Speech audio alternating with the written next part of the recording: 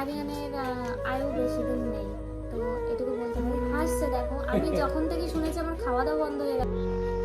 Hello guys, কি বলবো আমি আজকে, মানে আমার কিছু বলার নেই। আমি এই ভিডিওটা দেখে আমি স্ক্রল করতে করতে আজকেরই আমার হঠাৎ চোখে পড়েছে। এটা নিয়ে আমার বলা অবশ্যই দরকার। আমি কি বলবো, একজনের হৃদয় পুড়ছে আর যত পাবলিক সব মজা নিচ্ছে, তাই না? যত মানে যত মহিলা, আমার ফোনে আসছে বারবার, একজনের মানে মাথার ছাদ ভেঙে পড়ছে, তার তুমি নয়। তো রিম্পা কি বলেছে না বলেছে তোমরা ভিডিওতে দেখে নাও, ঠিক আছে? তো তোমরা দেখে নাও, তারপরে আমি বলছি, ঠিক আছে? আয়ু বেশি দিন নেই, তো এটুকু বলতে পারি। হাসছে দেখো, আমি যখন থেকে শুনেছি আমার খাওয়া দাওয়া বন্ধ হয়ে গেছে, আর ও হাসতে হাসতে লাইট মানে নিয়ে নিচ্ছে। আর একটা কথা বলতে পারি, আমাদের দুজনেরই একটা অ্যাক্সিডেন্ট আছে 2024-এ, তাই তো? হ্যাঁ, 2024-এ। তো দেখো এখনো হাসছে, এখনো হাসছে। ये घर वाले सब लोग टेंशन कर रहे हैं ये लोग। বাড়িতে সবাই টেনশন করারই কথা না, এরকম একটা কথা বলে তো টেনশন তো করতেই হবে না। আমি এবার এটা বলতে পারি, আমার आगे ओके हमें जेते देबो ना, बस श्योर ओके ना। मेरे पहले तुमको जाने नहीं दूंगी, मैं रोकूंगी, और मैं सच में मैं रोकूंगी। जो तो कुछ होने वाला है उसके हाथ में है, ठीक है? हम लोग कुछ नहीं मैं कर सही सकते, कर ठीक दूंगी, है? मैं सही कर दूंगी। तो मैं पता नहीं জানি না তোমাদের সাথে एक गाइस ये बोल रही है কতদিন কাজ করতে পারবো, ইউটিউবে কতদিন কাজ করতে পারবো, কতদিন থাকতে পারবো, আমরা কিচ্ছুই জানি না, বলতে পারছি না। তো সবাই প্লিজ বাজে কমেন্ট করো না, বারবার বলছি বাজে কমেন্ট করো না। খুব খারাপ লাগে যখন বাজে কমেন্টগুলো ইগনোর করি, অবশ্যই ইগনোর করি। ইগনোর করলে মনে মনে একটা খারাপ ফিলিং থেকেই যায়। এরকম বললো যে আমাকে চেনে না, জানে না, আমার সম্পর্কে কিছুই জানে না, সে আমাকে এরকমভাবে বললো, তো খুব খারাপ লাগে। বারবার বলছি বাজে কমেন্ট করো না।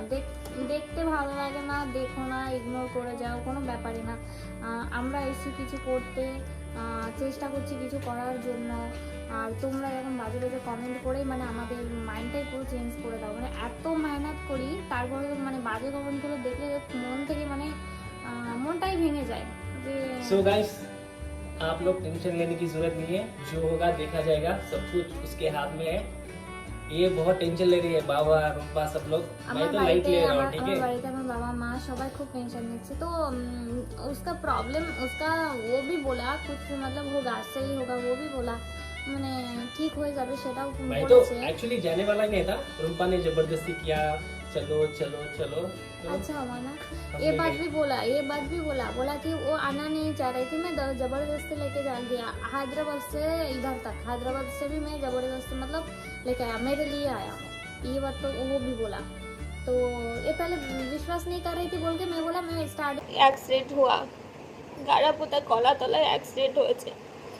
আমার বাড়িতে কোনো ছেলে মানুষ ছিল না। পাড়ার পর একটা দাদাকে নিয়ে আমি তখনই বেরিয়ে যাই। ওখানে গিয়েও আমি অ্যাক্সিডেন্টের ওখানে আরিয়ানকে পাইনি।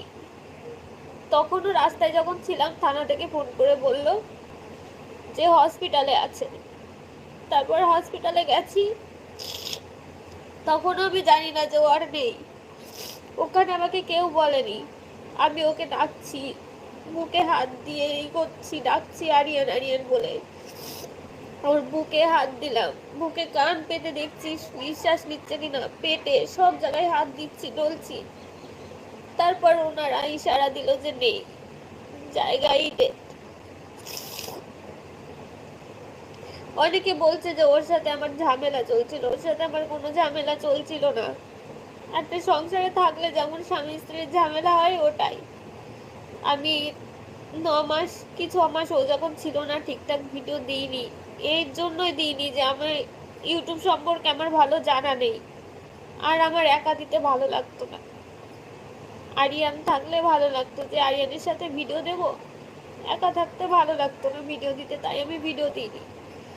আর ও যখন আসলো হঠাৎ করে আমাকে না জানিয়ে চলে এসেছিল, কারণ আমি হায়দ্রাবাদে যেতে চেয়েছিলাম ওর ফ্যামিলিতে। ও না বলে টলে আমাকে বলেছিল ঠিক আছে আসবি, কিন্তু ওর ফ্যামিলিতে আমাকে নিয়ে গেছিল না। আমার একটু মনে রাগ হয়েছিল, একটু অভিমান হয়েছিল যে আমি যেতে চাইলাম ওর ফ্যামিলিতে, ও দুম করে চলে আসলো এখানে। আর একটা ভিডিও বলেছিল সবাই এটা নিয়ে ভিডিও করছে, দেখছি আমি, সবাই বলছে যে ডিভোর্স কেন দিতে চাইছিল। ও যা ইনকাম করতো, সবাইকে হেল্প করতো, সবাইকে হেল্প করলে তো হবে না, যাদের হেল্প করেছে তারা এখন কোথায়? কই, কেউ তো আসছে না। যাদের হেল্প করেছে কেউ তো ফোন করেও শুনছে না। আমি বলতাম সবাইকে এত হেল্প করার কি আছে, আমারও তো একটা সংসার আছে, সংসারটা তো দেখতে হবে, একটা বাচ্চা কাচ্চা নিতে হবে, অনেক দিন হলো।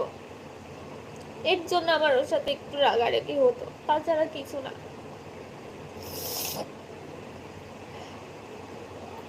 আর বলছো জ্যোতিষীর কাছে গেছিলাম, ওকে আংটিও দেওয়া হয়েছিল। তোমরা সবাই দেখছো যে জ্যোতিষীর ভিডিওটা ওর অ্যাক্সিডেন্টের ছিল 2024-এ, তার জন্য আমি কিছু করেছি কিনা। তোমরা এটা দেখতে পাচ্ছ না যে ওর জন্য আমি আংটি নিয়েছিলাম, আংটিটা তারপর কি হলো, সব ভিডিও আছে তো। আর একজন মহিলা আজকে একটা ভিডিও করেছে, ওনার ভিডিওটা দেখেই আমি আজকে লাইভ আসতে বাধ্য হলাম।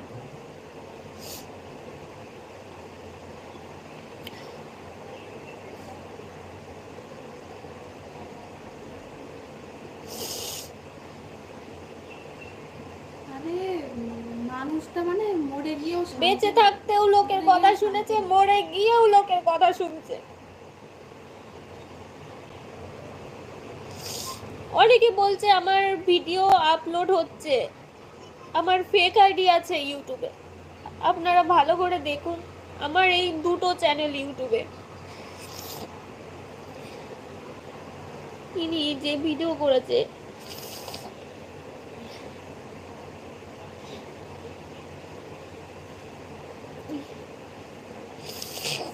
ভিডিও তো চালানো যাবে না। না, প্রতিবাদী তন্দ্রা, ইনি একটা ভিডিও করেছে, প্রতিবাদী তন্দ্রা বলে নাম, প্রতিবাদী তন্দ্রা। জানি না ইনি কোথায় কি দেখেছে, আমার ফেক আইডি এই যে, এটা হচ্ছে আমার ফেক আইডি,